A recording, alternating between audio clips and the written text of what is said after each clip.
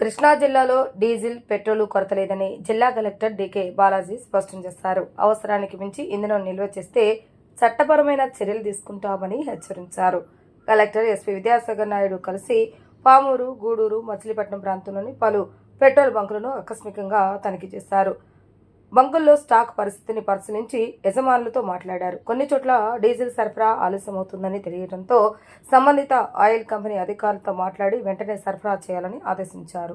మీడియాతో మాట్లాడిన కలెక్టర్ యుద్ధ పరిస్థితుల నేపథ్యంలో ప్రజల భయంతో ఎక్కువగా కొనుగోలు చేయడం వల్ల కొంత ఇబ్బంది ఏర్పడుతుందని తెలిపారు. అయితే జిల్లాలో ఎలాంటి కొరత లేదని స్పష్టం చేశారు. జిల్లా కేంద్రంలో వార్ రూమ్ ఏర్పాటు చేసి పరిస్థితిని పర్యవేక్షిస్తున్నామని, అవసరమైనంత ఇంధనం అందుబాటులో ఉంటుందని చెప్పారు. ప్రజలు భయపడవలసిన అవసరం లేదని అన్నారు.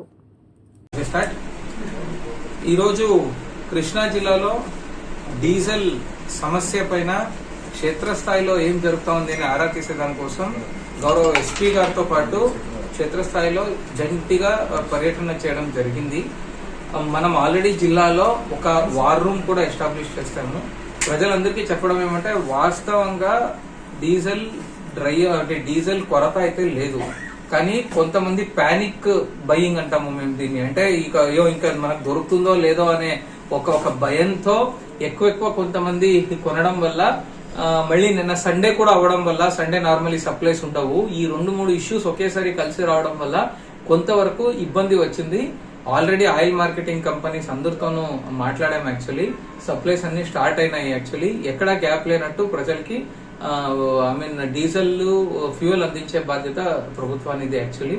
సో ఎవరు కూడా దయచేసి ప్యానిక్ బయింగ్ చేయొద్దు, ఎటువంటి కొరత లేదు. మళ్ళీ ఇదే విషయం, ఇంకొక విషయం ఏమంటే, కొంతమంది ప్యానిక్ బయింగ్ లో ఎక్కువ ఏమైనా స్టాక్ చేసుకుని హోర్డింగ్ చేసుకునేది అలాంటిది ఏమైనా చేయాలి అని పాల్పడితే మాత్రం చట్టరీత్యంగా చర్యలు తీసుకోవడం జరుగుతుంది. Thank you.